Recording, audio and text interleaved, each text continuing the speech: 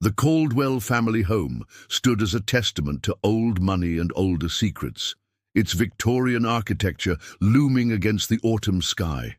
Maple trees with fiery leaves framed the property, their branches swaying in the cold wind that swept through Salem as evening approached. Inside, Margaret Caldwell inspected the dining table with meticulous care, adjusting the position of sterling silver cutlery and crystal glasses.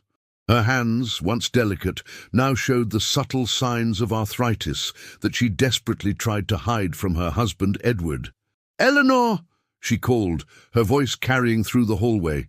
"Please ensure the centerpiece is properly arranged. The guests will arrive within the hour." Eleanor, their longtime housekeeper, who had been with the family since before their son William was born, nodded dutifully. At 62, her movements were slower but no less precise. She had watched William grow from an infant to the 10-year-old boy who now sat silently by the window, staring out at the gathering darkness. "William," Margaret said, her tone softening as she addressed her son, "please go upstairs and change into your formal attire. Your father's business associates will be here soon, and you know how important this dinner is." William didn't respond immediately. His gaze remained fixed on something outside that only he could see. When he finally turned, Margaret felt a chill run down her spine. There was something in his eyes, something that seemed both ancient and unfamiliar. "Yes, Mother," he replied, his voice oddly measured for a child of 10. He stood with unnatural grace and walked toward the staircase, his footsteps making barely a sound on the hardwood floor. Margaret watched him go, trying to dismiss the unease that had settled in her chest. William had always been different, quiet, observant, precocious beyond his years. The doctors had called him gifted when he started reading at 3 and solving complex mathematics at 5. But lately, there was something else about him, something she couldn't quite name. Edward Caldwell arrived home at precisely 6 o'clock, bringing with him the scent of tobacco and the crisp October air. A successful businessman with investments in textile mills across New England, Edward carried himself with the confidence of a man who had overcome the humble beginnings of his immigrant parents. "Is everything ready?" he asked, kissing Margaret's cheek with perfunctory affection. "Clayton Pierce will be joining us tonight. He's considering a substantial investment in our new mill operation." "Everything is prepared," Margaret assured him. "William is getting dressed." Edward nodded, his thoughts already on the business ahead. "Good. The boy needs to learn how these matters work. It's never too early to understand the importance of connections and capital." At 7 o'clock, the guests began to arrive. First came Dr. James Hawthorne and his wife Elizabeth, old friends of the Caldwells. James was the family physician who had delivered William and tended to all his childhood ailments. Next were the Blackwoods, Harold and Patricia, whose shipping business had made them among the wealthiest families in Salem. Clayton Pierce arrived last, a widower of considerable means whose interest in Edward's business ventures could secure the Caldwells' financial future for generations. He was accompanied by his daughter, Charlotte, a girl of 9 years with solemn eyes and a pale complexion that suggested frequent illness. "Mr. Pierce, welcome to our home," Edward greeted, extending his hand. "And this must be Charlotte. We're delighted you could join us." William descended the stairs just as the introductions were concluding. His dark hair was neatly combed, his suit impeccably tailored to his small frame. He approached the gathering with a composure that seemed out of place on a child. "Ah, here's my son, William," Edward announced proudly. "William, come greet Mr. Pierce and his daughter." William crossed the room and extended his hand to Clayton Pierce. "A pleasure to meet you, sir," he said, his diction perfect, his voice steady. When he turned to Charlotte, something passed between the children, a moment of recognition perhaps, or something deeper. Charlotte's eyes widened slightly, and she took an instinctive step backward. "Hello, Charlotte," William said, his lips curving into a smile that didn't quite reach his eyes. Hello," Charlotte replied, her voice barely above a whisper. Margaret noticed the exchange and quickly intervened. "Shall we proceed to the dining room? Eleanor has prepared a wonderful meal." The dining room was illuminated by a crystal chandelier, casting a warm glow over the mahogany table. The adults engaged in polite conversation about business prospects and local politics, while William and Charlotte sat in silence, occasionally glancing at each other across the table. "The textile industry is changing rapidly," Edward was saying. "With the right investment, we could double production within a year." Clayton Pierce nodded thoughtfully. "Your proposal is intriguing, Caldwell, though I've heard concerning reports about conditions in some of the mills." Edward waved a dismissive hand. "Exaggerations, I assure you.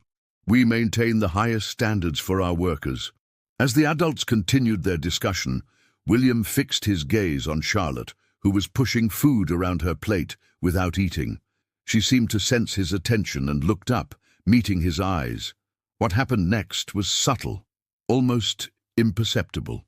William's pupils dilated until his eyes appeared entirely black, just for a fraction of a second.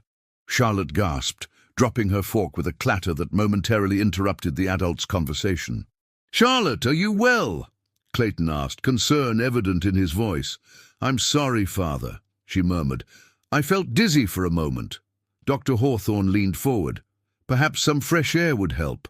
The room is rather warm." "William, why don't you show Charlotte to the garden?" Margaret suggested, a forced smile on her lips. "Just for a few minutes." William nodded and stood, offering his hand to Charlotte, who hesitated before taking it. The two children exited through the French doors that led to the back garden. In the cool night air, Charlotte withdrew her hand from William's grip. "What are you?" she whispered, fear evident in her voice. William tilted his head, studying her with unnerving intensity. "What do you mean, Charlotte? I'm just a boy." "No," Charlotte insisted, backing away. I saw something in your eyes. Something not right." William's expression remained unchanged. "You're imagining things. The candlelight plays tricks." "My mother saw things too before she died," Charlotte said, her voice trembling. "She said there were people who weren't people at all. No one believed her. They said she was mad." William stepped closer. "And what did she say these not people were?" "She called them the hollow ones," Charlotte whispered, "empty inside, wearing human skin like clothing." A smile spread across William's face, revealing teeth that seemed too sharp, too numerous. "Your mother was very perceptive, Charlotte. It's unfortunate that such perception is often mistaken for madness." Inside the house, the dinner conversation continued, unaware of the exchange in the garden. Edward was in the midst of describing his plans for expansion when Eleanor entered the dining room, her face ashen. "Ma'am," she addressed Margaret, her voice shaking. "Might I speak with you privately? It's urgent." Margaret excused herself and followed Eleanor into the kitchen. "What is it?" "It's about William, ma'am," Eleanor whispered, glancing nervously at the door. "I found something in his room when I was changing his bedding this morning." She reached into her pocket and pulled out a small, leather-bound book. "His journal. I know I shouldn't have read it, but some of the pages were open and I saw—" "Eleanor, you know better than to invade William's privacy," Margaret interrupted, but her hand still reached for the journal. "Please, ma'am, you need to see this." Margaret hesitantly opened the journal to the marked page. The handwriting was unmistakably William's, meticulously neat, with precise lettering that belied his age. But the content made her blood run cold. "The hunger grows stronger each day," she read aloud in a whisper. "The Caldwell boy's shell serves me well, but it won't last much longer. I need to find another vessel soon. Perhaps the Pierce girl will suffice." Margaret's hands began to tremble. This is just a story. William has always had an active imagination." Eleanor shook her head. "There's more, ma'am. Things no child should know about. Descriptions of taking people, using them up and discarding them." Margaret closed the journal with a snap. "Enough! This is absurd. William is just a boy with a flair for the macabre. Nothing more." But as she spoke, her mind raced back to the strange changes in her son over the past year. His sudden aversion to the church they had attended since his birth, the dead animals found in the garden, dissected with surgical precision, the nightmares that plagued him, causing him to wake screaming about the hollow space between the stars. "Where is William now?" she asked, her voice barely audible. "In the garden with the Pierce girl," Eleanor replied. Margaret moved quickly to the French doors, peering out into the darkness. She could make out two small figures near the old oak tree at the far end of the garden. William stood unnaturally still, while Charlotte seemed to be backing away from him. Without a word, Margaret rushed outside, her dinner shoes crunching on the gravel path. As she approached, she heard William speaking in a language she didn't recognize, guttural and ancient-sounding. "William!" she called out. "It's getting cold. You and Charlotte should come inside now." William turned slowly, and in the moonlight Margaret caught a glimpse of his eyes, not the warm brown she had known since his birth, but depthless black orbs that reflected no light. "We're just talking, Mother," he replied, his voice layered with an echo that seemed to come from somewhere else. "Charlotte was telling me about her mother, about what she saw before she died." Charlotte was trembling visibly now, tears streaming down her face. "Please," she whispered to Margaret. "Please take me back to my father." Margaret reached out and took Charlotte's hand, pulling the girl behind her protectively. "William, come inside at once," she commanded, trying to keep the fear from her voice. William smiled, and for a moment his face seemed to shift, the features becoming fluid, as if the skin were a mask that didn't quite fit. "Of course, Mother. We wouldn't want to keep our guests waiting." As they walked back to the house, Margaret felt Charlotte's small hand clutching tightly to hers. The girl leaned close and whispered so quietly that Margaret almost didn't hear, "That's not your son anymore." The remainder of the dinner passed in a blur of strained conversation and nervous glances. Margaret found herself watching William with new eyes, noting every unnatural movement, every calculated gesture that seemed more like an imitation of human behavior than the genuine article. After the guests departed, Clayton Pierce, ushering a still-shaken Charlotte away with promises to continue their business discussion another time, Edward confronted Margaret in the privacy of their bedroom. "What happened tonight?" he demanded, loosening his tie with agitated movements. Pierce was on the verge of committing to the investment before whatever transpired with the children. Now he's hesitant. Margaret sat at her vanity, removing her earrings with trembling hands. "I'm not certain," she replied carefully. Charlotte seemed frightened of William. Edward scoffed. "Frightened? Of a 10-year-old boy? The girl is clearly high-strung like her mother was. You remember what happened to Lillian Pierce?" Margaret did remember. Lillian Pierce had suffered from what the doctors called nervous hysteria following Charlotte's birth. There were rumors that she had seen things, claimed things, that had led to her commitment to the Danvers State Hospital, where she had died under mysterious circumstances 2 years ago. "Edward," Margaret began hesitantly, "have you noticed anything different about William lately?"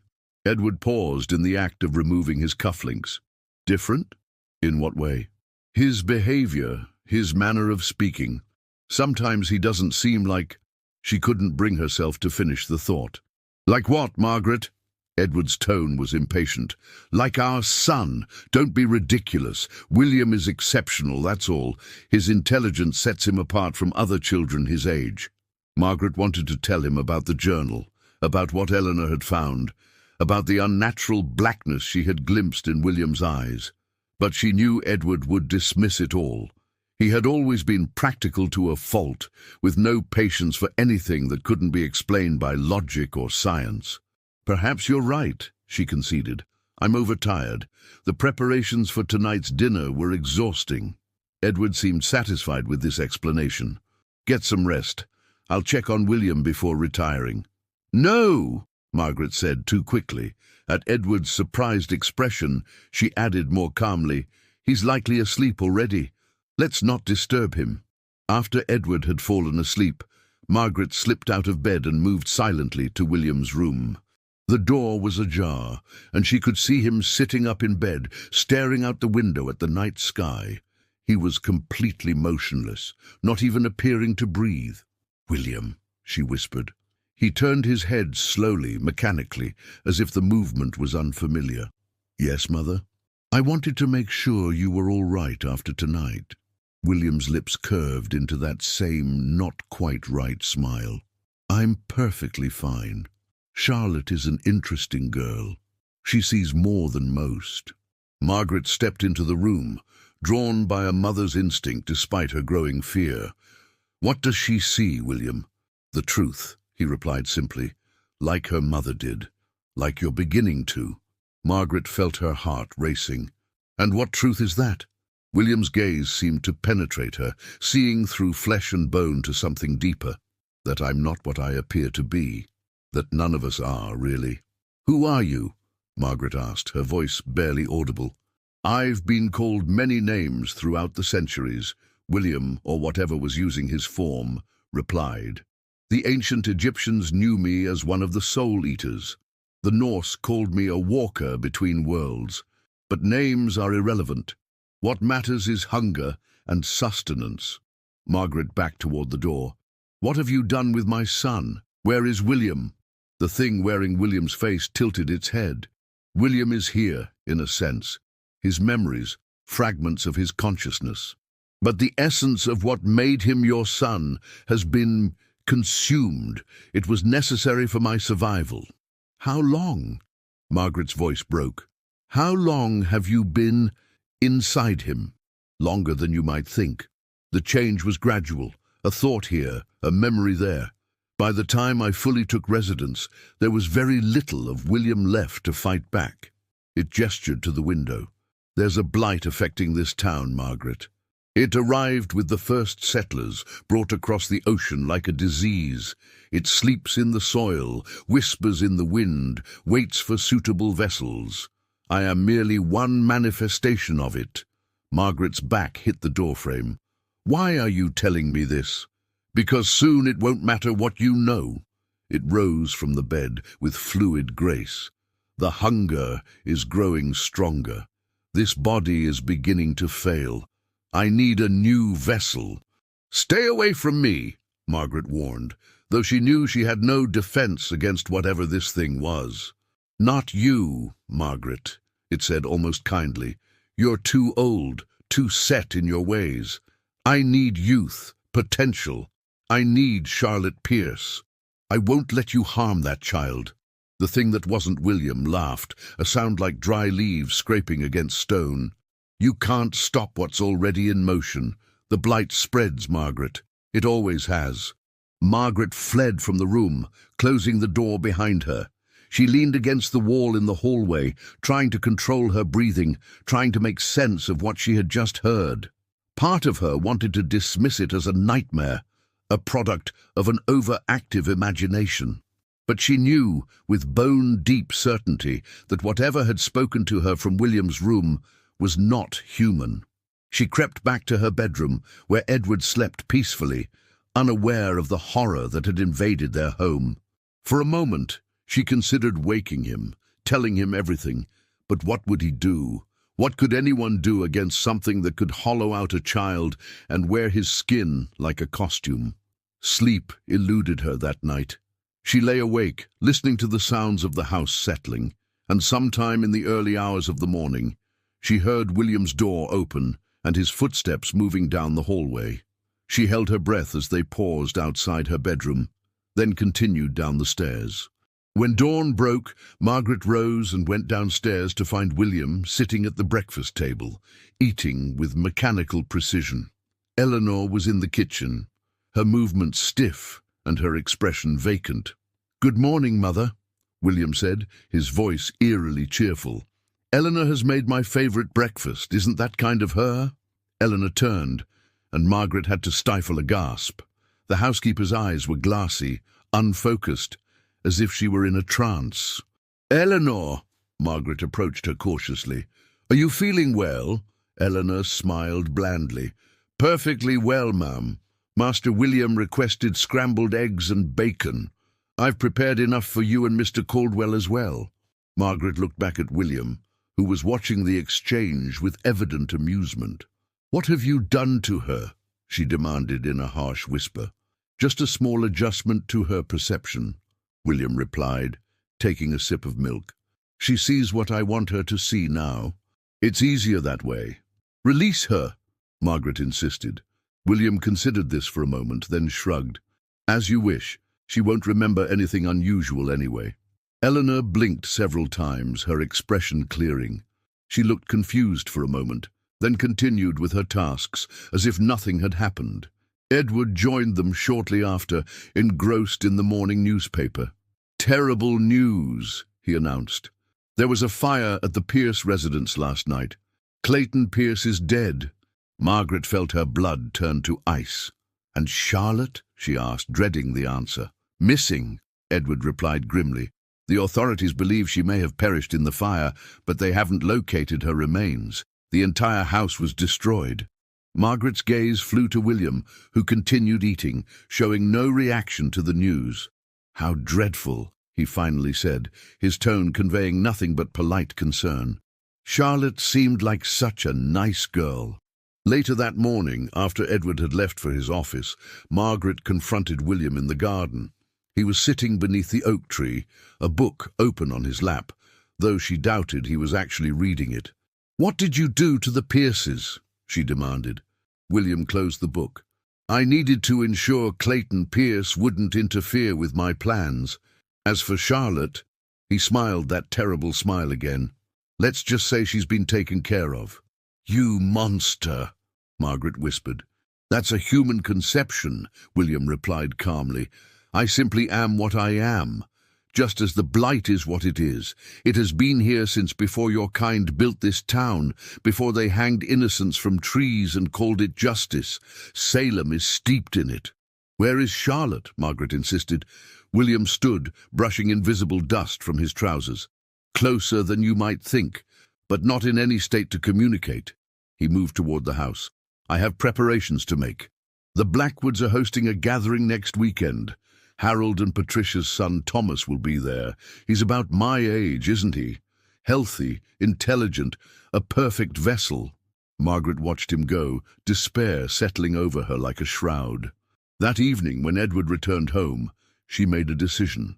She would tell him everything, make him understand the danger they were facing, the thing that had taken residence in their son's body. But when she entered Edward's study, she found William already there, sitting across from his father, speaking in low, urgent tones.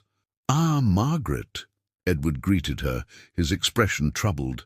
"William has been telling me some concerning things about your behavior." "My behavior," Margaret echoed, a chill running through her. "He says you've been acting strangely, making wild accusations, frightening him with talk of monsters and possession." Edward's tone was one he might use with a fractious child. "He's worried about you, as am I." Margaret looked at William, who gazed back at her with perfect innocence. "Edward, you can't believe—" "I've contacted Dr. Hawthorne," Edward interrupted. "He'll be coming by tomorrow to examine you. William mentioned you haven't been sleeping well. Perhaps that's affecting your judgment." "Edward, listen to me," Margaret pleaded. "That is not our son. Something has taken him, replaced him. The same thing that happened to Lillian Pierce is happening to me. I'm seeing the truth and being called mad for it." Edward's expression hardened. "That's enough, Margaret. You're upsetting William and, frankly, concerning me greatly. Go upstairs and rest. We'll discuss this further after you've seen Dr. Hawthorne." Margaret looked at William, who smiled serenely at her. Behind that smile, in the depths of his eyes, she caught another glimpse of that bottomless blackness, the void that had consumed her son, and now threatened to consume her as well. "This isn't over," she told the thing wearing William's face, her voice steady despite her fear. "No," it agreed pleasantly, "it's only just beginning." The following days passed in a nightmarish blur for Margaret. Dr. Hawthorne prescribed bed rest and a tincture of laudanum for her nervous condition, while Edward watched her with a mixture of concern and suspicion. William, meanwhile, moved through the house like a predator, secure in the knowledge that no one would believe Margaret's claims about his true nature. One afternoon, as Margaret sat in the garden, trying to clear her mind of the laudanum's fog, Eleanor approached her with a teacup in hand. "Your afternoon tea, ma'am," the housekeeper said, her voice lowered. "And this?" She discreetly slipped a folded piece of paper beneath the saucer. When Eleanor had gone, Margaret unfolded the note with trembling fingers. "I believe you," it read in Eleanor's neat handwriting. "I've seen things too. Meet me in the garden shed at midnight. Come alone." Hope flared in Margaret's chest for the first time in days. Someone else had noticed, had seen beyond the perfect mask William wore. She tucked the note into her dress pocket and tried to maintain a calm demeanor for the remainder of the day. That night, after Edward had fallen asleep, Margaret slipped out of bed and made her way downstairs, careful to avoid the creaking step, third from the bottom. The house was silent, shrouded in darkness. She paused outside William's room, listening. No sound came from within. The garden was bathed in moonlight as Margaret hurried along the path to the shed at its far end. The small wooden structure housed gardening tools and supplies and was rarely used, except by the groundskeeper who came twice a month. "Eleanor?" Margaret whispered as she pushed open the door. A lantern flickered to life, illuminating Eleanor's face. The housekeeper looked haggard, her usually tidy appearance dishevelled. "Mrs. Caldwell, thank you for coming. You said you've seen things. About William?" Margaret pressed, closing the door behind her. Eleanor nodded, her eyes darting nervously to the small window. "It started last year, after his fever. Little things at first, the way he would stare at nothing for hours, how the household pets would flee from his presence. Then I began finding things." "What things?" "Drawings, hidden beneath his mattress. Symbols I didn't recognize, but that made my eyes hurt to look at them. And there were remains. Small animals, dissected, arranged in patterns in the woods behind the property." Margaret felt sick. "Why didn't you tell me sooner?" "Would you have believed me?" Eleanor asked without accusation. "Besides, I wasn't certain until recently. Not until I found the journal and then saw what I saw last night." "What did you see?" Margaret asked, though part of her didn't want to know. Eleanor's voice dropped to a barely audible whisper. "I went to check on him, as I sometimes do when I can't sleep. His bed was empty, so I thought perhaps he had gone to the kitchen for a glass of water. I was on my way there when I heard sounds coming from the cellar." Margaret had always disliked the cellar, a dank space beneath the house that was used primarily for storage. "What sounds?" "Chanting, in a language I've never heard. And," Eleanor hesitated, "a child's voice, pleading." "Charlotte," Margaret breathed. "She's alive." "I looked through the cellar grate from outside.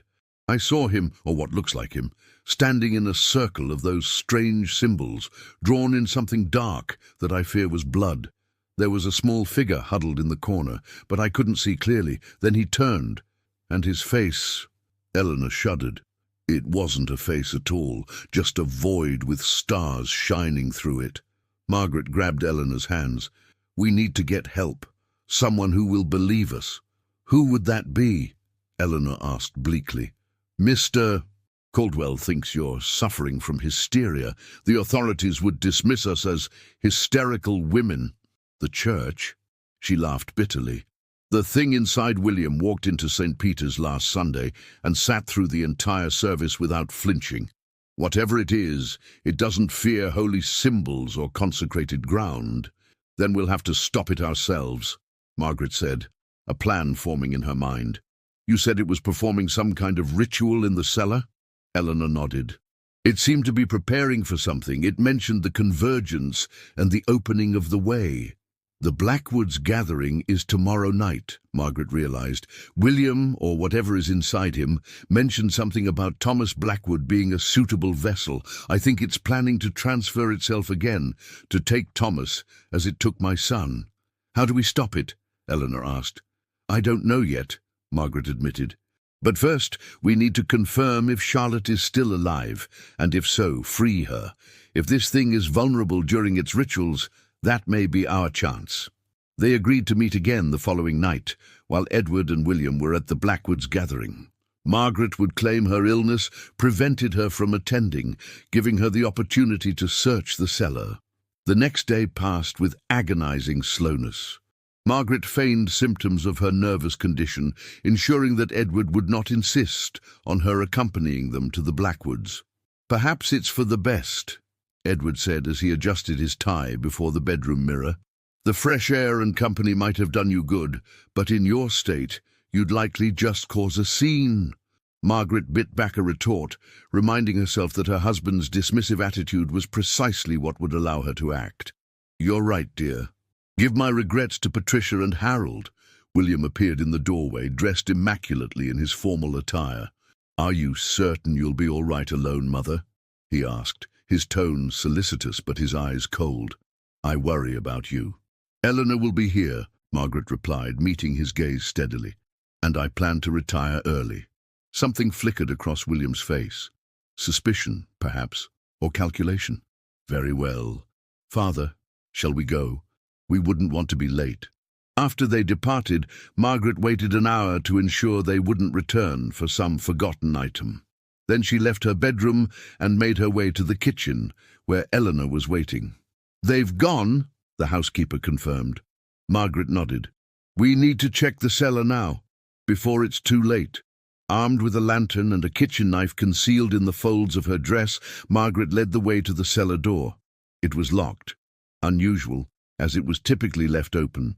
"He must have secured it after his last activity down there," Eleanor whispered. Margaret retrieved the spare key from Edward's study drawer and unlocked the door. The smell that wafted up from below was foul, a mixture of damp earth, mildew, and something coppery that she recognized as blood. The wooden steps creaked beneath their weight as they descended into the darkness. Margaret held the lantern high, its light casting long shadows across the stone walls. The cellar was larger than one might expect, extending beneath the entire house with several chambers branching off from the main space. "There," Eleanor pointed to the floor of the central chamber. A circle had been drawn in what appeared to be dark, dried blood. Strange symbols surrounded it, forming a pattern that seemed to shift and writhe when viewed from the corner of one's eye. In the center of the circle lay a small, leather-bound book, William's journal. "Check the other chambers," Margaret instructed. "Charlotte might be in one of them." They separated, Margaret taking the northern chambers while Eleanor headed south. The lantern light flickered across abandoned furniture, dusty wine racks, and stacks of trunks containing family heirlooms and mementos. "Mrs. Caldwell," Eleanor's urgent whisper came from the southernmost chamber. "Here!" Margaret hurried to join her, the lantern casting wild shadows as she moved. The chamber Eleanor had entered was small, with a low ceiling and no windows. Against the far wall was a child-sized figure huddled beneath a filthy blanket. "Charlotte!" Margaret approached cautiously, setting the lantern on a nearby crate. "Charlotte Pierce?" The blanket shifted and a face emerged, gaunt, dirty but unmistakably Charlotte's. Her eyes widened with terror when she saw them. "No more," she whimpered. "Please, no more." "We're not here to hurt you," Margaret said softly, kneeling beside the girl. "We're here to help you escape." Charlotte shrank back. "That's what it said before, when it wore your face." A chill ran through Margaret. "It can imitate me? It can look like anyone it's touched," Charlotte whispered. "It showed me. It can pull the faces off people like masks and wear them." Eleanor made the sign of the cross. "Dear God in heaven!" "Charlotte, listen to me," Margaret said urgently. "We need to get you out of here. Can you walk?" The girl nodded hesitantly. "But it will know. It always knows when I try to leave. It's connected to this place, to the ground, beneath the house." "We'll take that chance," Margaret decided. "Eleanor, help her up. We'll take her to Dr. Hawthorne's house. James may be friends with Edward, but he's a good man. He'll help us once he sees Charlotte alive." Eleanor wrapped the blanket around Charlotte and helped her to her feet. The girl was weak but managed to stand. Wait, Charlotte said suddenly. The book, we need to take his book. The journal? Margaret asked, surprised. Charlotte nodded vigorously. It's important. It's how it remembers who it is. Without it, it can get confused. And there are names in it, names of the others. Others. Eleanor's voice trembled. Other hollow ones, Charlotte explained, in other houses, wearing other faces, all across Salem. Margaret felt the horror of this revelation like a physical blow. This wasn't isolated to her son, to her family. It was spreading throughout the town, perhaps beyond. They retrieved the journal from the circle, Charlotte carefully avoiding touching the symbols on the floor, and made their way back up the cellar stairs. Margaret locked the door behind them, hoping to hide any evidence of their intrusion for as long as possible. The night air was cold as they hurried across the garden toward the back gate that led to the street. Charlotte was struggling to keep up, her legs weak from confinement. "Let me carry you," Eleanor offered, lifting the girl into her arms.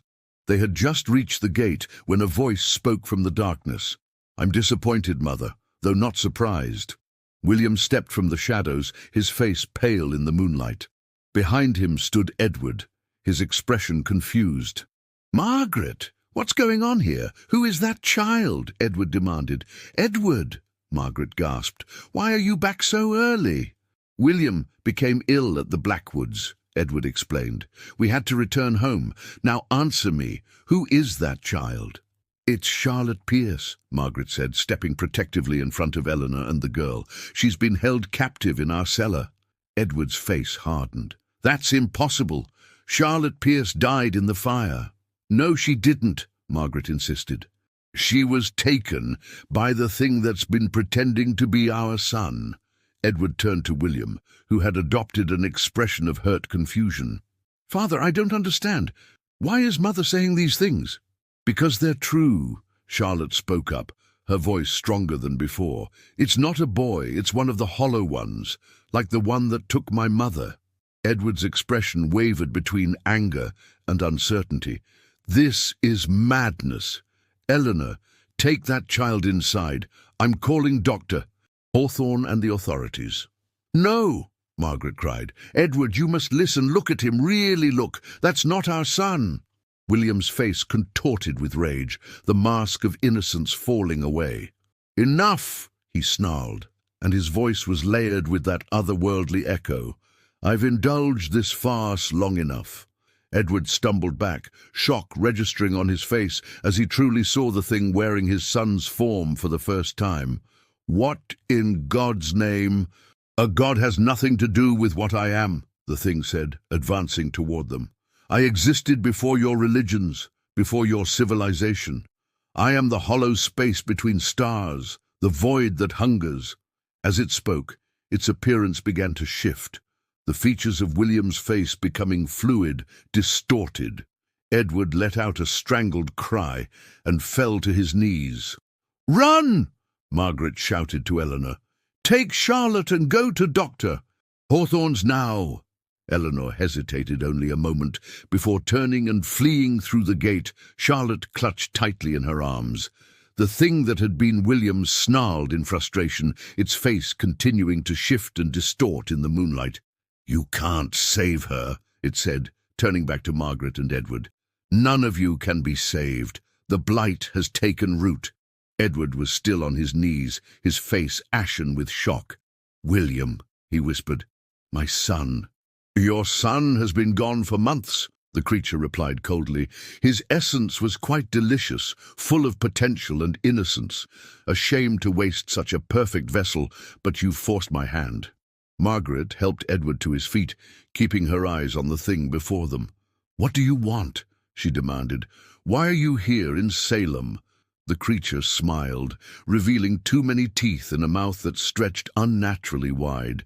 "We've always been here, dormant, waiting. The settlers who built this town awakened us with their fear, their hatred, their willingness to see evil in their neighbors.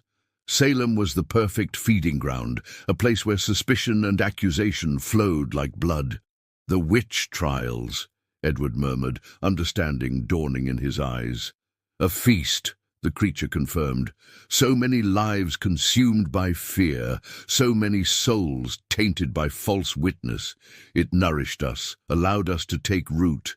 And now, with the convergence approaching, we grow stronger. Convergence? Margaret questioned, trying to keep it talking while she edged toward the house. If she could get inside, perhaps reach Edward's hunting rifle. The stars align tonight, the creature explained, gesturing to the sky. The way opens, allowing more of my kind to cross over. By dawn, half the houses in Salem will host one of us. By the end of the year, the entire town. And then we spread, town by town, city by city. Edward suddenly lunged forward, grabbing the thing that wore his son's face by the shoulders. "Give me back my boy!" he roared, grief and rage overcoming his fear. The creature moved with inhuman speed, its hand shooting out to grasp Edward by the throat. It lifted him off his feet with impossible strength, William's childlike arms bulging and stretching to accommodate the power within.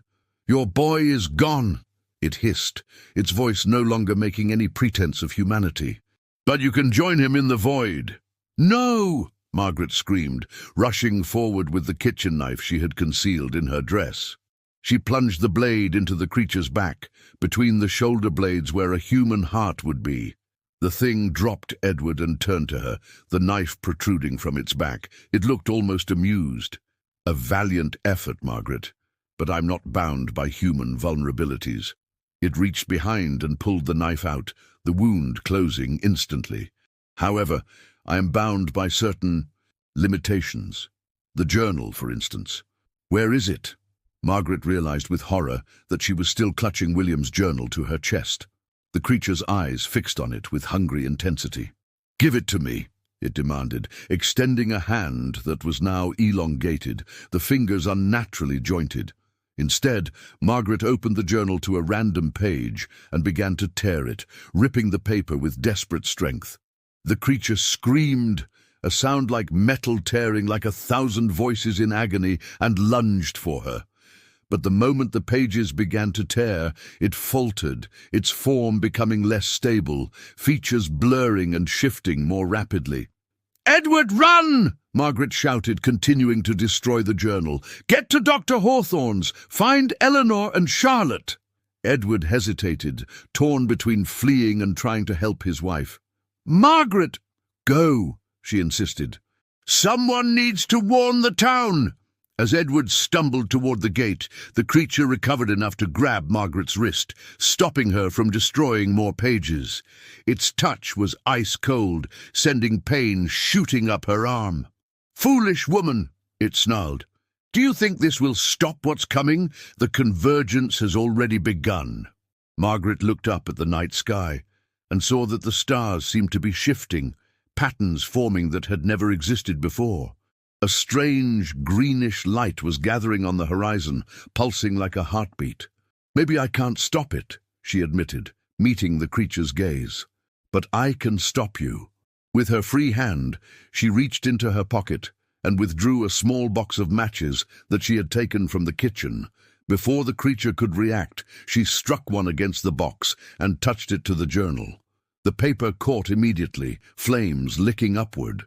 The creature let out another inhuman scream and released her, its form destabilizing further as the journal burned.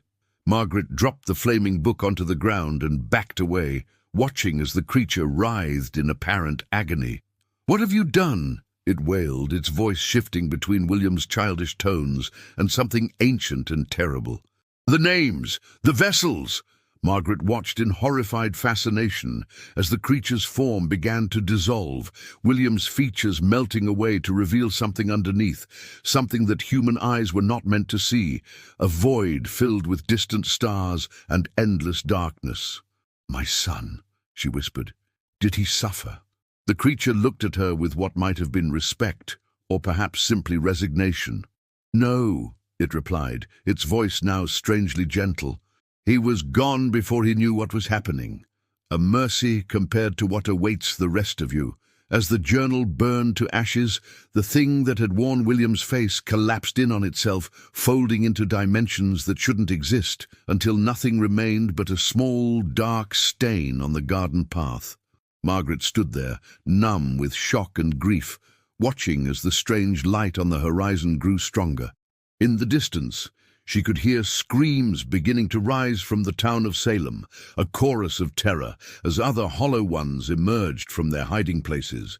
With a last glance at where her son's impostor had vanished, Margaret turned and ran toward the street, determined to find Edward, Eleanor, and Charlotte, to warn whoever would listen about what was coming.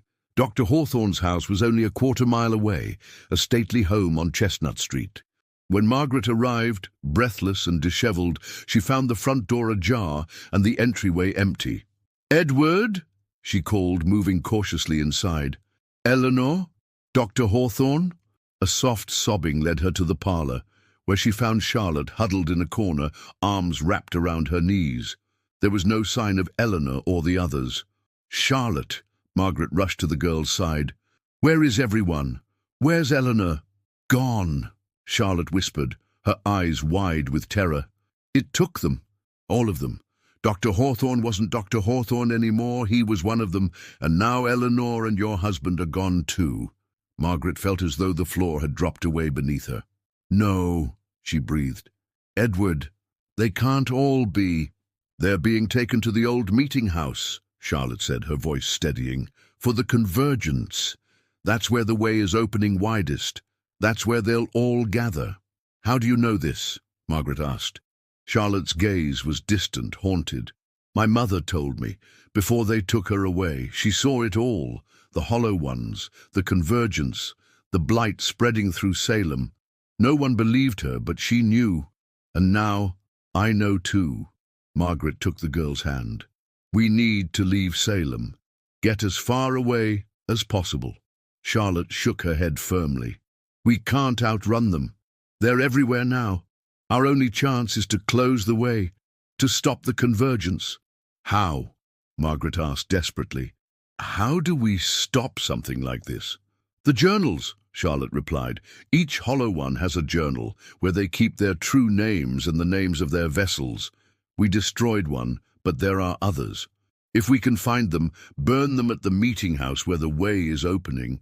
It seemed impossible, a task beyond their capability.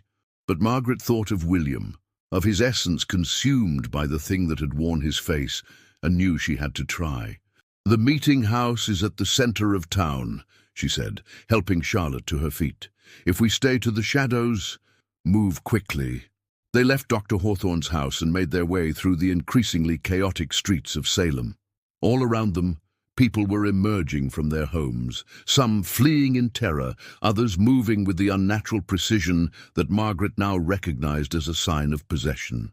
The old meeting house loomed ahead, its colonial architecture stark against the pulsing green light that now filled the sky. Margaret and Charlotte crouched behind a low stone wall, observing the scene before them. A procession of figures was entering the meeting house, men, women, and children of all ages, moving in eerie unison. Among them, Margaret spotted Edward and Eleanor, their faces blank, their movements mechanical. "They're being prepared," Charlotte whispered. "Vessels for what's coming through the way." "And the journals?" Margaret asked. "Where would they be kept?" Charlotte pointed to a small structure adjacent to the meeting house, the sexton's office. "There. That's where they would gather the journals to strengthen the connection." Moving silently through the shadows, they approached the sexton's office. The door was unlocked, and inside, illuminated by a single lantern, was a stack of leather-bound journals identical to William's. "There must be dozens," Margaret whispered, appalled. "How many of these things are there?" "More every minute," Charlotte replied grimly. "We need to act now, before the convergence reaches its peak." They gathered as many journals as they could carry and crept toward the meeting house. The doors stood open, revealing a scene of otherworldly horror within. The hollow ones had shed their human disguises, revealing their true forms, voids in the shape of people, star-filled emptiness that hurt the eyes to look upon. In the center of the meeting house, A circle similar to the one in Margaret's cellar had been drawn, but vastly larger. Above it the air seemed to be tearing, a rift forming that revealed glimpses of a realm beyond, a place of darkness and distant cold stars. Edward and Eleanor stood at the edge of the circle, along with dozens of other Salem residents, waiting their turn to be hollowed out and filled with the entities emerging from the rift. "Now," Margaret whispered to Charlotte, "we need to throw the journals into the circle." As they prepared to rush forward, a voice spoke from behind them. "Mother." Margaret turned to find William standing there, not the hollow one that had worn his face, but William as he had been before. Her sweet, intelligent boy with warm brown eyes and a gentle smile. "William," she whispered, her heart lurching with hope. "It's not him," Charlotte warned, tugging at Margaret's sleeve. "It's trying to trick you." The apparition of William held out his hand. "Come with me, Mother. Father is waiting. We can be together again, as a family." Margaret felt tears stream down her face. "You're not my son." The false William's expression hardened, then melted away to reveal another hollow one.